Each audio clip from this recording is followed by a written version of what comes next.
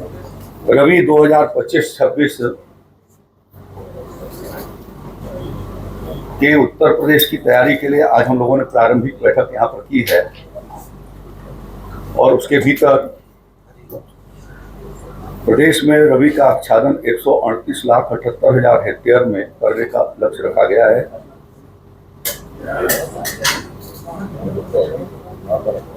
वर्ष 2023-24 में 132,86,000 हेक्टेयर के भीतर रबी का आच्छादन हुआ था। उसकी तुलना में लगभग 4 लाख हेक्टेयर में अब की बार अधिक रबी की खेती बढ़ाई जाएगी। इस वर्ष हम लोगों ने 10 लाख कुंटल अनुदानित बीज की व्यवस्था कर रहे हैं और पूरे प्रदेश में रबी के फसलों के लिए गेहूं, जौ, मक्का, चना, मटर, मसूर, तूरिया, राई, सरसों, अलसी, इन सबको मिला करके 10 लाख कुंटल राज्य सरकार के वित्तीय संसाधनों से हम उन्हें आधारी और प्रमाणित बीज उपलब्ध कराएंगे और शेष जो है वो 47 लाख जो है वो निजी सेक्टर से और अन्य संस्थाओं से उसका आपूर्ति की जाएगी।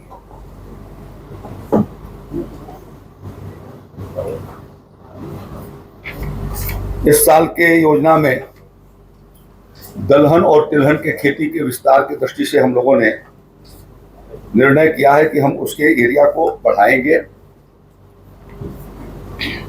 क्योंकि गेहूं के तुलना में सरसों और दलहन की फसल ज्यादा मुनाफा देती है, लागत भी कम लगता है, उत्पादन भी अच्छा होता है और कीमतें भी अच्छी मिलती हैं। तो किसानों की आमदनी बेहतर हो सके, इस दृष्टि से यह उत्तर प्रदेश कृषि विभाग इसके लिए अभियान चलाएगा। हमारी प्राथमिकताओं में से गन्ना की जो शीतकालीन जो गन्ना लगाई जाती है विंटर सीजन के भीतर, उसके भीतर हम लोग दलहन और तिलहन के इंटरक्रॉपिंग भी करेंगे और यह हमारा प्रयास होगा कि जो किसान गन्ना लगाते हैं उनको हम निःशुल्क दलहन और तिलहन की मिनी किट उपलब्ध कराएं, जिससे मल्टी क्रॉपिंग की ओर हमारे किसान भाई आगे की ओर बढ़ सकें।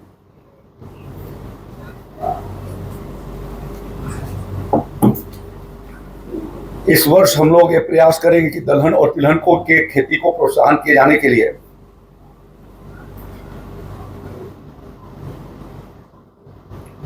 लगभग 12,80,350 मिनी किट किसान भाइयों को निःशुल्क उपलब्ध कराई जाएगी।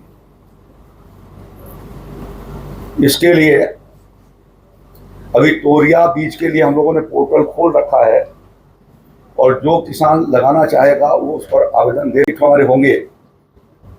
इस 15 सितंबर के पहले हम लोग 10 सितंबर तक अपना पोर्टल खोलेंगे और किसानों से उस पर आवेदन पत्र मांगेंगे। टारगेट के हिसाब से उस जनपद के टारगेट के अनुसार यदि उनका आवेदन आएगा तो हम उसके अनुसार दे देंगे, अन्यथा उसके लिए लॉटरी निकाल करके और किसान भाइयों को वो सुलभ कराएंगे।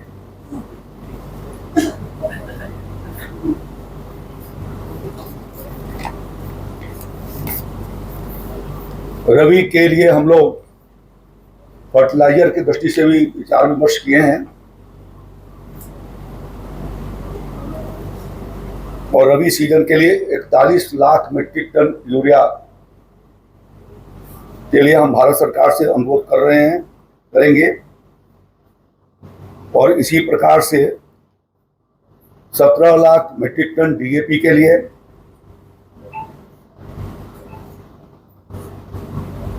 और 7,08,000 मीट्रिक टन एनपी के लिए 1.78 मीट्रिक टन एसएसपी के लिए और 84,000 मीट्रिक टन पोटास के लिए 2 लाख मीट्रिक टन पोटास के लिए हम लोग उनसे डिमांड करेंगे। हम लोगों ने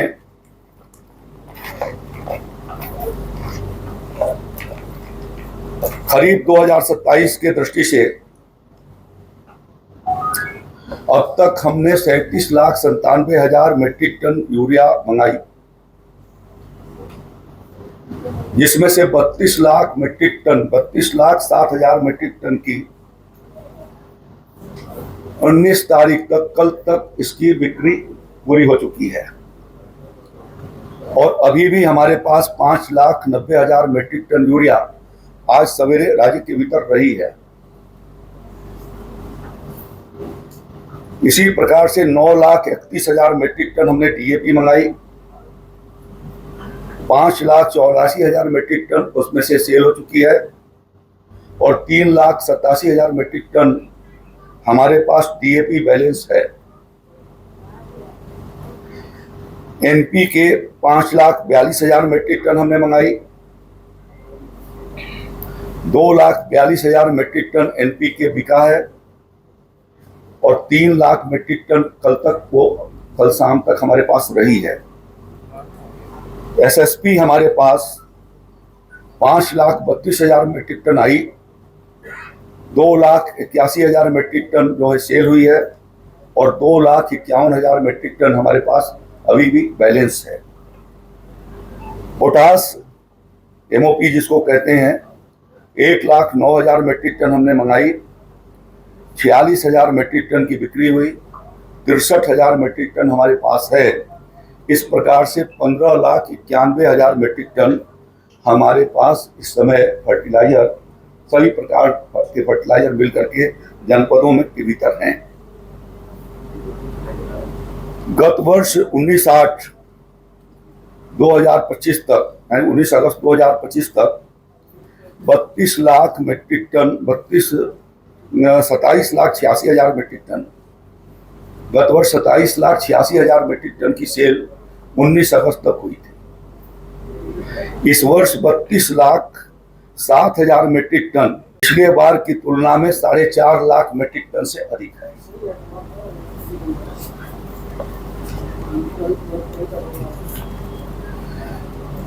पंद्रह से ज्यादा जनपद हैं जिनके यहाँ 10,000 मीट्रिक टन से ज्यादा खपत यूरिया की इस वर्ष हुई है।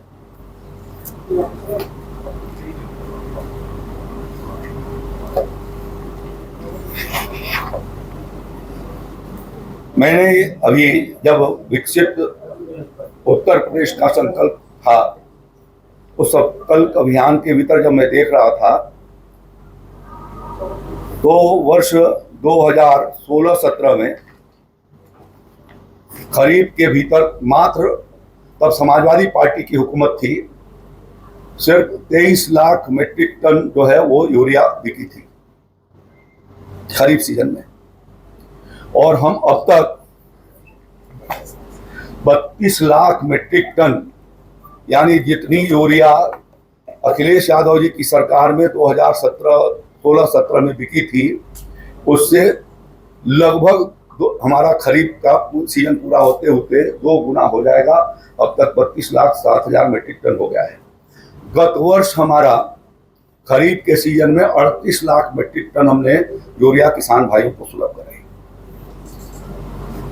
हमारे सही समय से फर्टिलाइजर को उपलब्ध कराए जाने के कारण, अच्छे प्रकार के बीजों को उपलब्ध कराए जाने के कारण और सिंचाई सुविधाओं को बढ़ाए जाने के कारण राज्य का खाद्यान्न उत्पादन 557 लाख मीट्रिक टन से बढ़कर के 737 लाख मीट्रिक टन इस साल रहा है।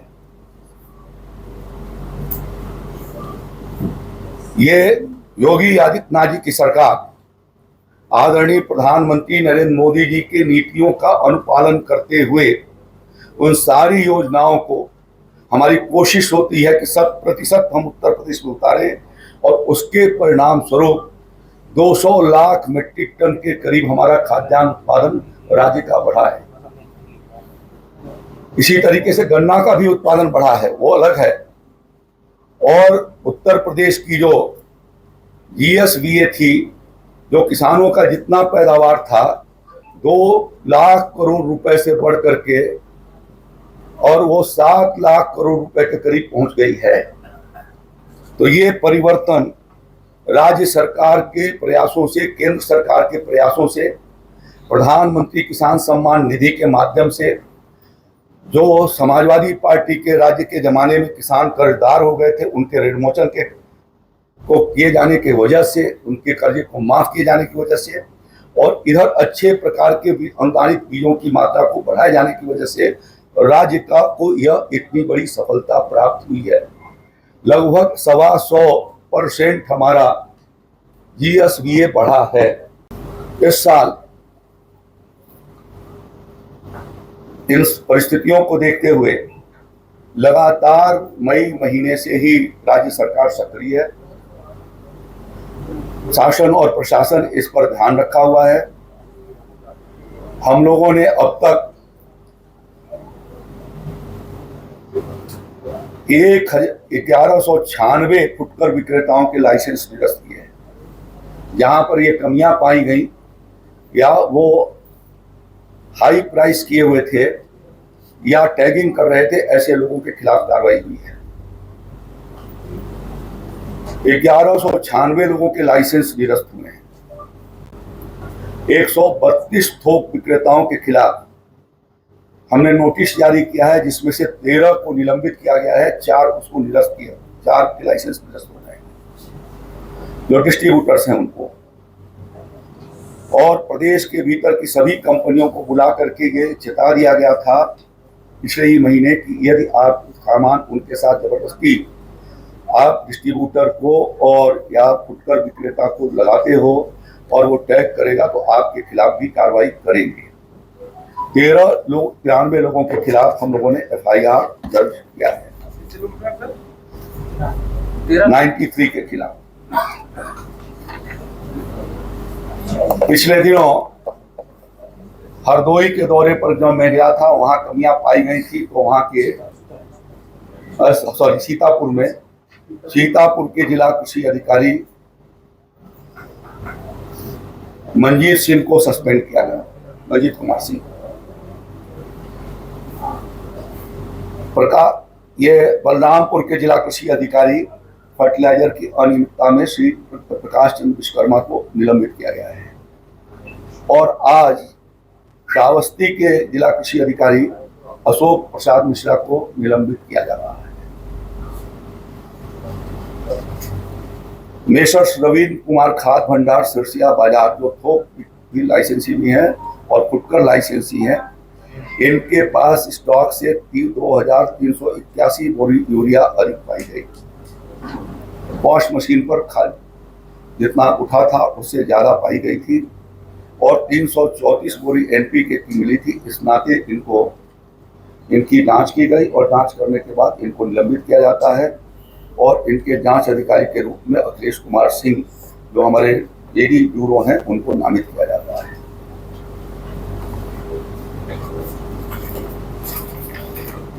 हमने अभी 3-4 जनपदों का दौरा किया,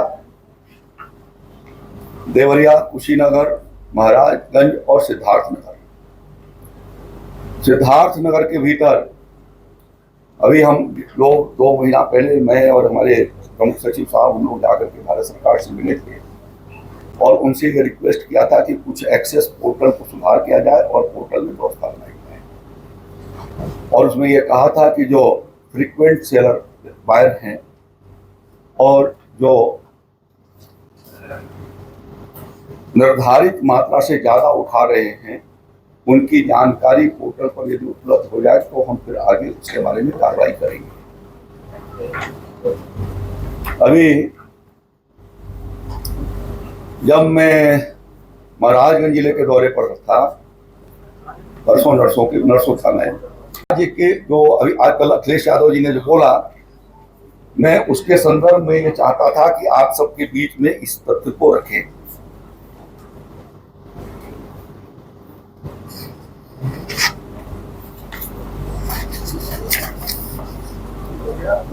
यूरिया पर भारत सरकार, आदरणीय प्रधानमंत्री नरेंद्र मोदी ने 2014-15 में सरकार बनने के बाद यूरिया के और DAP के कीमतों में कोई बढ़ोतरी नहीं करी। यद्यपि इसका रॉ मटेरियल डीएपी हो, एनपीके हो, यूरिया हो, यह सब इंपोर्ट किया जाता है। हमारे देश के पास उसके रॉ मटेरियल नहीं है। बावजूद उसके, वहां बढ़ी हुई कीमतों के बावजूद भी मोदी जी की सरकार ने इस पर लगभग 2 लाख करोड़ रुपए से ऊपर का वो सब्सिडी दे रही है, जिसकी वजह से देश के किसानों को और उत्तर प्रदेश के किसानों को भी सस्ता यूरिया, डीएपी, एनपीके मिल रही है। एक बोरी यूरिया पर, जिसकी कीमत 266 रुपया 50 पैसा है, जो अपने यहाँ बन रही है, रॉ मटेरियल बाहर से आता है लेकिन बनती अपने यहाँ है। उत्तर प्रदेश में अभी यूआरएल कंपनी मोदी जी के प्रयासों से 30 साल के बाद प्रारंभ हुई। बगल में अमेठी के भीतर एक है जिसकी एक यूनिट बंद है पिछले 1 महीने से, बावजूद उसके हम आपूर्ति को ठीक बना करके रखे हुए हैं। आंवला के भीतर इफ्को की और फूलपुर के भीतर उनकी यूनिट है। तो जो यहाँ बनाते हैं उनके ऊपर लगभग 1300 रुपए की सब्सिडी पर बैठ जाती है, और जो बाहर से आता है उसके ऊपर 1908 रुपए की सब्सिडी आती है, और सरकार उसको 266 रुपए में देती है। यदि ये सब्सिडी खत्म कर दें तो यह 2100 से 2200 रुपए में यूरिया की कीमतें हो जाएंगी। डीएपी के ऊपर सब्सिडी 1350 रुपए में एक बैग उपलब्ध कराई जाती है। 1389 रुपए उस पर सब्सिडी दी जा रही है। 1390 रुपया समझ लीजिए, 1389 रुपये 95 पैसे। और यदि वो सब्सिडी खत्म होती है तो 3739 रुपये 2739 रुपये 95 पैसे, यानी 2800 रुपए की बैठेगी। एनपीके के ऊपर वो 2824 रुपए की सब्सिडी दी जा रही है, और वो 2824 रुपए उसकी कीमत पड़ती है। 974 रुपए 75 पैसे सब्सिडी दी जा रही है, और बिक्री उसकी 1850 रुपए में की जा रही है। पोटास के ऊपर जो है वो 71 रुपया 40 पैसे का अनुदान पर बैग हम लोग पर बैग दे रहे हैं, और एसएसपी पर 363.15 पैसे का पर बैग यह सब्सिडी आ रही है। तो एक तरीके से ये राष्ट्रीय संपत्ति है, इसका दुरुपयोग होना किसी भी सूरत में यह राष्ट्र के हित में नहीं है। किसानों के लिए हर प्रकार की कठिनाइयों का समाधान करते हुए मोदी जी की सरकार और राज्य सरकार इस बात का प्रयास कर रही है कि हम उनको किसी प्रकार की कमी हम होने न दें, और उनको यह सुविधा उपलब्ध करा दे रहे हैं। पोर्टल से चार्ट निकाले गए, और निकालने के पश्चात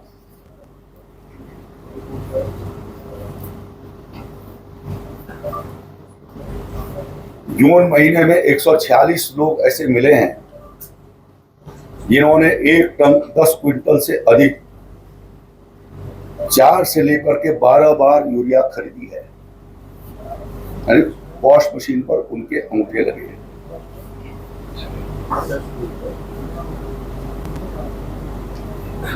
एक चंद्रेश ग्राम दोगहरा के मिले जिन्होंने 12 बार में 16 कुंटल यूरिया खरीदी।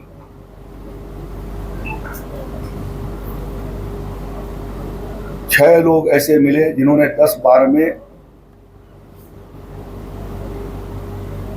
1.5 मेट्रिक टन से ज्यादा यूरिया खरीदी है। इन सब लोगों की पहचान कराई जा रही है, इनके जोत के साथ, कि उनका जोत उनके अनुरूप है कि नहीं, जितना फर्टिलाइजर उन्होंने लिया है, और जिन लाइसेंसियों ने इनको बेचा है उन सबको इस बात के लिए नोटिस दी गई है कि एक आदमी को फ्रीक्वेंट कितनी बार कैसे यूरिया मिला।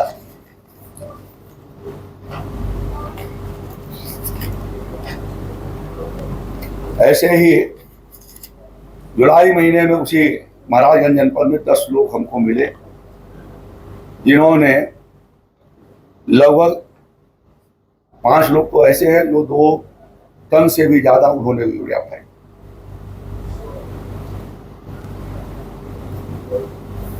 उसमें 15 से 20 बार उठाने वाले लोग हैं।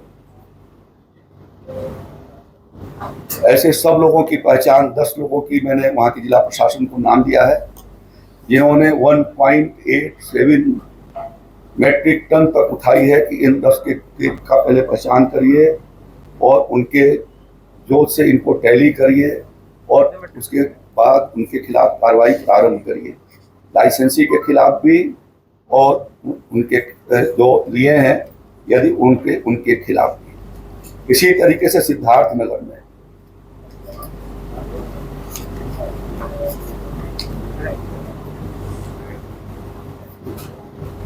के लोगों का भी पहचान किया गया।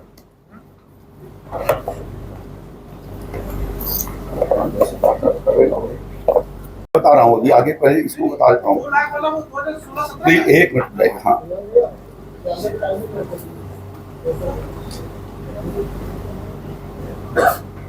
सिद्धार्थनगर में जुलाई महीने में 1 मीट्रिक टन से ज्यादा लेने वालों की संख्या 467 रही है, जिन्होंने 4 बार से 14 बार में फ्रीक्वेंट रहे वो यूरिया वहां पर उठाई। 20 व्यक्ति ऐसे हैं जिन्होंने 2 मीट्रिक टन से लेकर के 2.5 मीट्रिक टन की खरीद किया है 4 से 14 बार में। ऐसे लोगों की संख्या जुलाई महीने में 467 है और जून महीने में 115 मिली है। वहां के जिला प्रशासन को मैंने कहा है कि इसमें से जिन लोगों ने 2 मीट्रिक टन से पहले ऊपर उठाया, इन सारे लोगों की 2 मीट्रिक टन का मतलब होता है 20 क्विंटल, 50 बोरे से ज्यादा जिन्होंने खपत किया है, इनकी पहचान किया जाए। यदि इनकी उतनी जोत है उनके या उनके परिवार वालों ने इसके अतिरिक्त नहीं लिया हो तो ठीक है, उनको कोई बात नहीं, लेकिन नहीं है तो ऐसे लोगों के खिलाफ FIR दर्ज करके कार्रवाई किया जाए। हमें इस निर्देशों के बाद जिलाधिकारी की रिपोर्ट मिली है, जिसमें से कुछ आपके सामने रख रहा हूं मैं। सिद्धार्थनगर की रिपोर्ट आज मुझको मिल गई है, परसों मैंने उनको निर्देशित किया था और वो रिपोर्ट मिली है, उसको मैं आपको बताता हूँ। एक डबरा गांव के सबीर हसन हैं जिन्होंने 37 बोरा यूरिया उठाई है और उनके पास कोई जोत नहीं है। क्या नाम है सर? सबीर हसन। कौन से गांव के? डबरा गांव है सिद्धार्थनगर में। और लाइसेंसी है मेसर महमूदुल हसन सोरठगढ़। इनको भी कारण बताओ नोटिस दिया गया है कि आप 3 दिन के भीतर ये बताएं कि ये उठाया है सबीर हसन डबरा ने 37 बोरा। तो पहले उनको नोटिस दिया गया है लाइसेंसी को और उनको भी ढूंढ करके और ये कार्रवाई की जा रही है। दूसरे हैं कमाल अहमद, जिन्होंने बसंतपुर गांव के हैं। इन्होंने 46 बोरा यूरिया उठाई और इनके पास भी जोत शून्य है। तो पोर्टल शो कर रहा है रिकॉर्ड में जो उनका आधार कार्ड देखने के बाद जब पहचान की गई, तहसीलदार ने जाके गांव में पहचान किया तो 0 आया। ये मेसर किसान कृषि सेवा केंद्र सिसवा बढ़नी तहसील के रहने वाले, सोरठ तहसील के ब्लॉक तक बढ़नी के रहने वाले हैं। तो मेसर किसान सेवा केंद्र सिसवा को भी इसके लिए कारण बताओ नोटिस जारी की गई है। तीसरे हैं मिथुन मौर्य बढ़नी के। इन्होंने 39 बोरा उठाया है यूरिया और 0 जब तहसीलदार ने तहकीकात किया तो इनके पास कोई जोत नहीं है। मेसर चौधरी खाद भंडार परसा विकासखंड बर्डी तहसील सोरठगढ़ को इसके लिए कारण बताओ नोटिस जारी कर दिया गया है। ये 19 तारीख को कल जारी हो गया। फिर एक है रामधनी, जिन्होंने 44 बोरी यूरिया उठाई। इनके पास भी कोई गुम नहीं है। मेसर चौधरी खाद भंडार चुड़ार विकासखंड तहसील सोरठगढ़ सिद्धार्थनगर जिले में। इनके और उसी चतरा गांव के एक शाहबाज हैं, उन्होंने भी 44 बोरा यूरिया उठाई है। इन दोनों के पास कोई जोत नहीं है।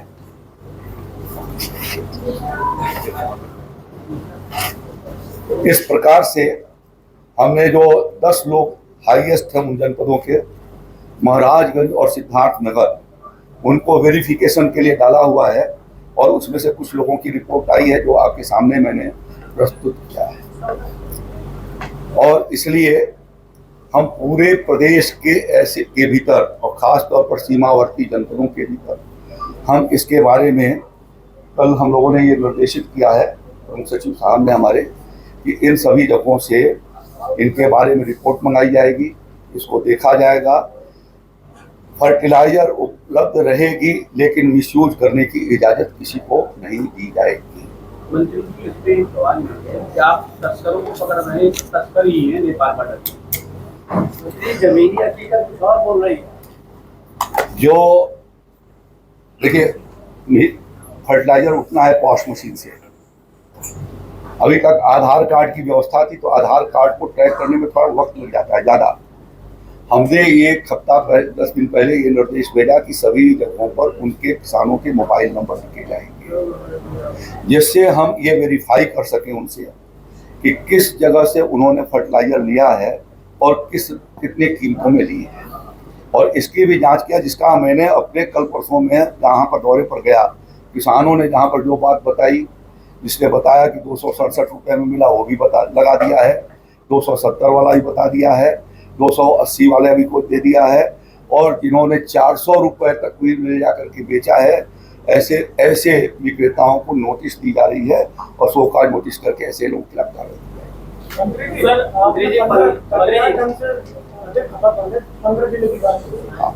अभी जुलाई मतलब 28 जुलाई को एक आदेश आपके यहाँ से 18 जिलों की जांच का हुआ, तो उसमें से केवल 2 जिलों की जांच हो पाएगी अब तक? नहीं, सबके रिपोर्ट आ रहे हैं, सबके रिपोर्ट, तभी तो कार्रवाइयाँ भी शुरू हो रही हैं। सर, अखिलेश यादव ने कल एक पोस्ट किया सोशल मीडिया पे, उसमें लिखा है कि कह के ऐसे भाजपाई कलयुग आएगा, कृषक खाएगा लाठी डंडा, खाद का संकट गहराया। देखिए, कृषक को कहीं पर भी लाठी नहीं खानी होगी, लेकिन जो तस्कर, माफिया, जमाखोर और कालाबाजारी करने वाले हैं, ऐसे लोगों के खिलाफ हम सख्त कार्रवाई करेंगे। और मैंने बता दिया कि उनको किसानों के ऊपर बोलने का कोई हक नहीं है, आज की तारीख में वो कोई राइट नहीं रखते हैं, जिनके जमाने में किसान खेती भी नहीं कर पाता था। हम अभी 106 लाख हेक्टेयर के भीतर खेती लगाए हुए हैं योगी जी की सरकार में। उनके जमाने में 90 लाख हेक्टेयर ही बुआई हुआ करती थी। इनपुट न मिलने के कारण किसान अपने खेत के बुआई से वंचित हो जाता था, तो उन्हें, और न वो एमएसपी पर खरीदते थे। उन्हीं के जमान के नीतियों के परिणाम स्वरूप योगी आदित्यनाथ जी की सरकार को 86 लाख किसानों के 36,000 करोड़ रुपए माफी करने का फैसला लेना पड़ा। यदि वो बहुत अच्छे थे तो किसान क्यों आत्महत्या कर रहे थे? हम किसान को आत्महत्या भी नहीं करने दे रहे हैं, किसान को सही समय पर इनपुट दे रहे हैं, और जो सही किसान है उसे किसी भी प्रकार की कोई तकलीफ नहीं होगी। लेकिन जो लोग इसके भीतर आकर के व्यवस्था को गड़बड़ करना चाहते हैं, ऐसे लोगों के खिलाफ सख्त कार्रवाई। प्रॉपर एक्सप्लेनेशन नहीं होगा तो ऐसे लोगों के खिलाफ कार्रवाई भी करेंगे। और सीमावर्ती इलाकों में हमने चौकसी बढ़ा दिया है, जिला प्रशासन भी उसके साथ लगा हुआ है। अभी सभी हमारे साधन सहकारी समितियों के ऊपर हम लोगों ने एक लेखपाल या किसी विभाग के आदमी को उनकी मदद के लिए बैठा रखा है, और उसकी व्यवस्था हमने ठीक बना करके रखी है। किसान, मैं ये आश्वस्त करता हूँ कि किसान को कोई परेशानी नहीं होगी। वो 1-2 दिन इंतजार कर सकते हैं, लेकिन हमेशा उनको इंतजार नहीं करना पड़ेगा, उनको फर्टिलाइजर मिलेगा।